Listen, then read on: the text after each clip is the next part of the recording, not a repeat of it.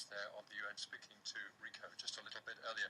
Let's just take you to the live shot over Gaza City and Israel now.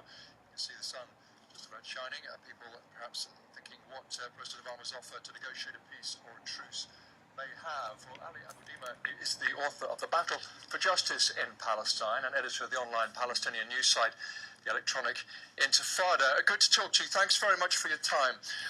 Let's cut to the chase here, shall we? I think many people would agree the situation for people living in Gaza is intolerable.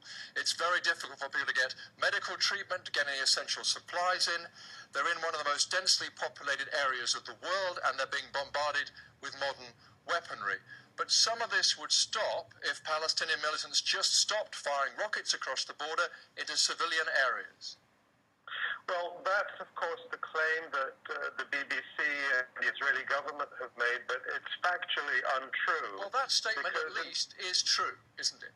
Well, no, it's not true, because in the first 6 months of this year, 2014, according to the figures from the UN Office for the Coordination of Humanitarian Affairs, Israel killed 5 times as many Palestinians in Gaza as it did in the first 6 months of 2013. And it's quite clear, and you can look at the numbers from the UN, that Israel has consistently violated the ceasefire that it agreed to in November 2012.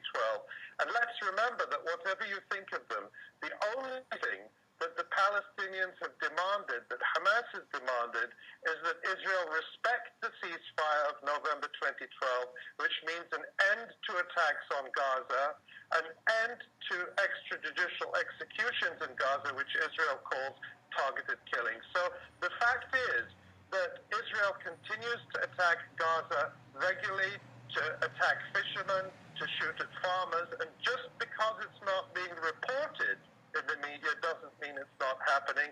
And the BBC and others only pay attention to this once the rockets are flying towards Israel.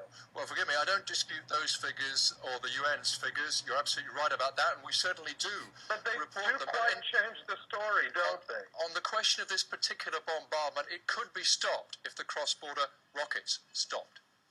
Well, and of course the Palestinians say exactly the same, that it could be stopped if Israel stopped massacring entire families in their fleet. I mean, you seem to be very concerned about the situation of Israel, and the report was quite good, but the fact is that of the 90 or so people killed, at least 22 of them are children. 1/4 of those killed are children, and that's because Israel is deliberately targeting civilian homes. Again, I direct you to the statement made by the UN Office for the Coordination of Humanitarian Affairs of yesterday that said the vast majority of the civilian casualties in Gaza are caused because Israel is targeting civilian homes.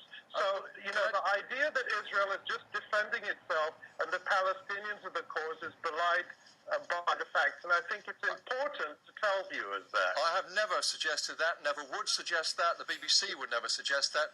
I promise you, I take no sides, neither does the BBC. But what is to be done in all this? Or are we just going to repeat what's happened in the past few years? Why do you think particularly Hamas is pushing its current position? It's in a very weak situation. It's lost those supply lines, that support from Egypt. How is this going to be resolved? Well, Hamas has said all along, I don't speak for them, but I think it's important that people hear what they've said, that they didn't want a confrontation, and the only thing that they've asked for is that Israel return to the ceasefire, return to agreements that Israel signed with Hamas. Remember, Israel has made agreements with Hamas. But I think the bigger picture is, as you mentioned in your opening question, the fact that 1.7 million people are under a crushing siege in Gaza. I had the opportunity to go last year. It's very difficult to get to Gaza because of the siege. Israel has destroyed the economy. It doesn't allow exports. It doesn't allow people to come and go. There's a massive shortage of medicines now.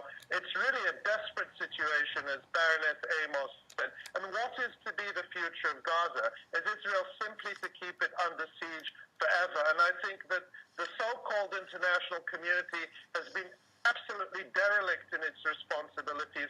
They've fully supported Israel's siege and abandoned the Palestinians in Gaza to their fate.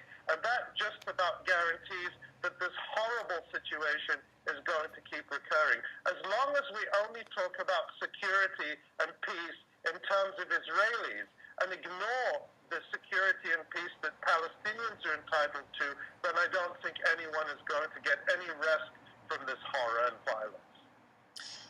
I think this is a situation we cannot possibly resolve here. I take it from what you're saying that President Obama's offer to negotiate a ceasefire is currently a non-starter. We will have to leave it there for now. I hope not.